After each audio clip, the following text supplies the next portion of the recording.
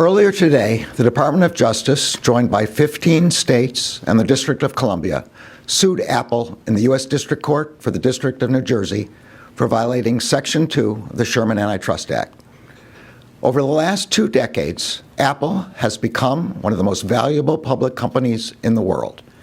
Today, its net income exceeds the individual gross domestic product of more than 100 countries. That is in large part due to the success of the iPhone, Apple's signature smartphone product. For over a decade, iPhone sales have made up a majority of Apple's annual revenue. Today, Apple's share of the U.S. performance smartphone market exceeds 70%, and its share of the entire U.S. smartphone market exceeds 65%. Apple charges as much as nearly $1,600 for an iPhone. But as our complaint alleges, Apple has maintained monopoly power in the smartphone market not simply by staying ahead of the competition on the merits, but by violating federal antitrust law. Consumers should not have to pay higher prices because companies break the law. We allege that Apple has employed a strategy that relies on exclusionary, anti-competitive conduct that hurts both consumers and developers. For consumers, that has meant fewer choices, higher prices and fees, lower quality smartphones, apps, and accessories, and less innovation from Apple and its competitors. For developers, that has meant being forced to play by rules that insulate Apple from competition. And as outlined in our complaint, we allege that Apple has consolidated its monopoly power not by making its own products better, but by making other products worse. Apple carries out its exclusionary anti-competitive conduct in 2 principal ways. First, Apple imposes contractual restrictions and fees that limit the features and functionality that developers can offer iPhone users. Second, Apple selectively restricts access to the points of connection between third-party apps and the iPhone's operating system, degrading the functionality of non-Apple apps and accessories. As a result, for most of the past 15 years, Apple has collected a tax in the form of a 30% commission on the price of any app downloaded from the App Store, as well as on in-app purchases. Apple is able to command these fees from companies of all sizes. Apple has also suppressed the emergence of programs like cloud streaming apps, including gaming apps, as well as super apps that could reduce user dependence on Apple's own operating system and expensive hardware. And as any iPhone user who has ever seen a green text message or received a tiny, grainy video can attest, Apple's anti-competitive conduct also includes making it more difficult for iPhone users to message with users of non-Apple products. It does this by diminishing the functionality of its own messaging app and by diminishing the functionality of third-party messaging apps. By doing so, Apple knowingly and deliberately degrades quality, privacy, and security for its users. For example, if an iPhone user messages a non-iPhone user in Apple Messages, the text appears not only as a green bubble, but incorporates limited functionality.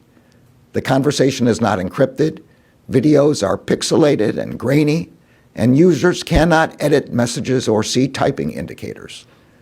As a result, iPhone users perceive rival smartphones as being lower quality because the experience of messaging friends and family who do not own iPhones is worse, even though Apple is the one responsible for breaking cross-platform messaging.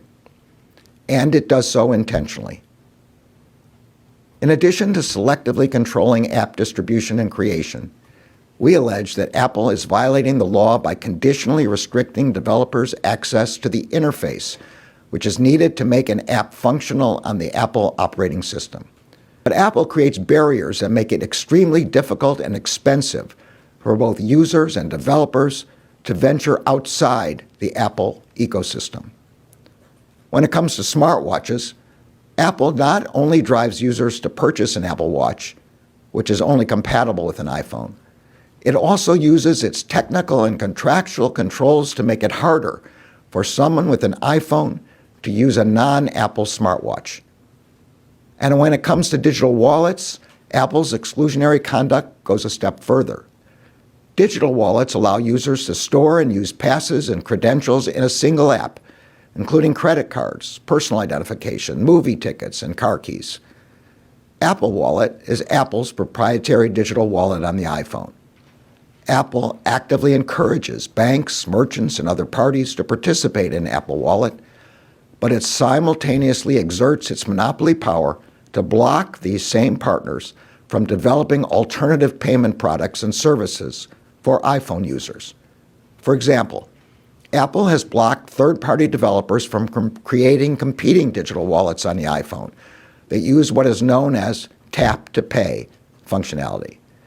That is the function that makes a digital wallet, well, a wallet.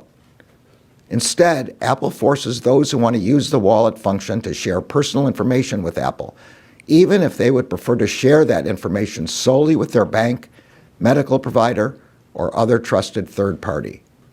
When an iPhone user puts a credit or debit card in Apple Wallet, Apple inserts itself into the process that would otherwise occur directly between the user and the card issuer. This introduces an additional potential point of failure for the privacy and security of Apple users. And that is just one way in which Apple is willing to make the iPhone less secure and less private in order to maintain its monopoly power. The Supreme Court defines monopoly power as, quote, the power to control prices or exclude competition. As set out in our complaint, Apple has that power in the smartphone market. Now, having monopoly power does not itself violate the antitrust laws, but it does when a firm acquires or maintains monopoly power, not because it has a superior product or superior business acumen, but by engaging in exclusionary conduct. As set out in our complaint, Apple has maintained its power not because of its superiority, because of its unlawful exclusionary behavior. Monopolies like Apple's threaten the free and fair markets upon which our economy is based. They stifle innovation. They hurt producers and workers, and they increase costs for consumers. If left unchallenged, Apple will only continue to strengthen its smartphone monopoly. But there's a law for that. The Justice Department will vigorously enforce antitrust law. Enforcing the law protects consumers from higher prices and fewer choices. That is the Justice Department's legal obligation. That is what the American people expect. That is what they deserve.